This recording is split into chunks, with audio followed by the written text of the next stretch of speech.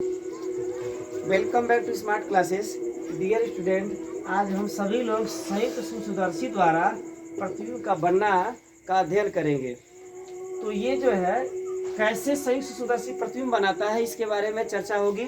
तो ध्यान से देखिए, यहाँ एक बेलनाकार धातु की नली लगी होती है, काफ़ी बड़ी नली होती है। इस नली के एक सिरे पर छोटे द्वारक का उत्तल लेंस लगा होता है, जबकि बड़े द्वारक का जो उत्तल लेंस लगा हो रहा था वो दूसरे सिरे पर लगा रहा था। इसका मतलब एक सिरे पर छोटे द्वारक का उत्तल लेंस लगा है और दूसरे सिरे पर बड़े द्वारक का उत्तल लेंस लगा है। तो जो छोटे द्वारक का उत्तल लेंस है, इस लेंस के पास में वस्तु को रखा जाता है, इसीलिए इसे अदृश्यक लेंस कहते हैं। जबकि नेत्रिका लेंस जो होता है, जिसे हम वस्तु को देखते हैं, जहाँ से हम प्रतिबिंब देखते हैं आंख लगा करके, वो जो लेंस है वो नेत्रिका लेंस है। तो इस सूक्ष्मदर्शी में ध्यान रखेंगे, नेत्रिका लेंस बड़ा होता है, हमेशा इसका द्वारक बड़ा होता है, और जो अदृश्यक लेंस होता है छोटा होता है। इन दोनों बातों को बहुत ध्यान से देखेंगे, क्योंकि यही कंफ्यूजन है। अब इसी का हम उल्टा करते हैं तो दूरदर्शी हो जाएगा। दूरदर्शी में जो नेत्रिका लेंस है छोटा होता है, जबकि अदृश्यक लेंस बड़ा हो जाता है। और सूक्ष्मदर्शी में क्या है, अदृश्यक लेंस छोटा है, नेत्रिका लेंस बड़ा है। दूसरी बात, ये जो पाइप लगा है बेलनाकार धातु का, इस पाइप में दंतुर दंड चक्र व्यवस्था लगी होती है। दंतुर दंड चक्र व्यवस्था क्या है?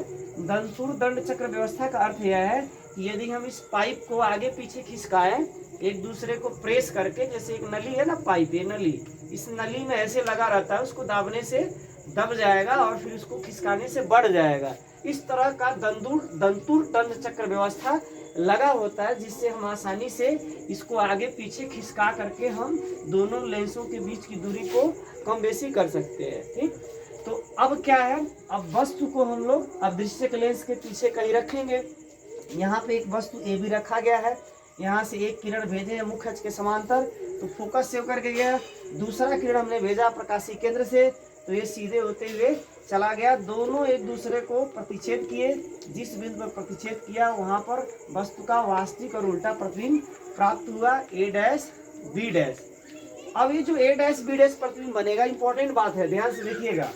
ये जो ए डैश बी डैश प्रतिबिंब बना, यह नेत्रिका के फोकस और ध्रुव के बीच में बना। ये ध्रुव है, मान लीजिए ध्रुव ही हम लोग मानते हैं, ई माने हैं, ध्यान दीजिएगा, यहाँ ई पोल का ही काम कर रहा है, ध्रुव का ही काम कर रहा है। तो पोल और फोकस के बीच बनेगा, ऐसा बनेगा।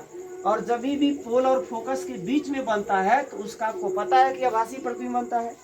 तो यहाँ से फिर एक समांतर किरण भेजेंगे मुख्य अक्ष के, तो ये फोकस से जाएगा नेत्रिका के, और दूसरा प्रकाशीय केंद्र से भेजेंगे तो सीधे निकल जाएगा। अब ये दोनों तो आगे बढ़ाने पर कहीं कट नहीं करेंगे, तो दोनों कहीं आगे कट नहीं करेंगे, ये जो है आगे और भी दूर होते जा रहे हैं। इनको हम डाट डाट करके पीछे की तरफ बढ़ाए हैं, और बढ़ाने के बाद से देखिए ये दोनों जो किरणें हैं आकर के, ये दोनों किरणें आकर के एक बिंदु पर मिली।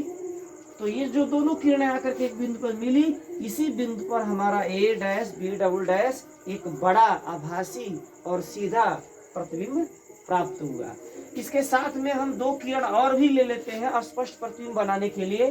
क्या, ये जो किरण यहाँ से निकली है उसको आगे बढ़ाते हैं, और वहाँ से भी एक डॉट डॉट डॉट किरण ले लेते हैं, और एक और दो किरणें और भी बढ़ाते हैं, और ये ताकि प्रतिबिंब को स्पष्ट कर सके।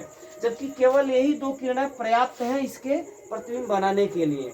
तो कुल मिलाकर के आपको समझ में आ गया होगा कि इस स्थिति में देखिए वस्तु कितना बड़ा है।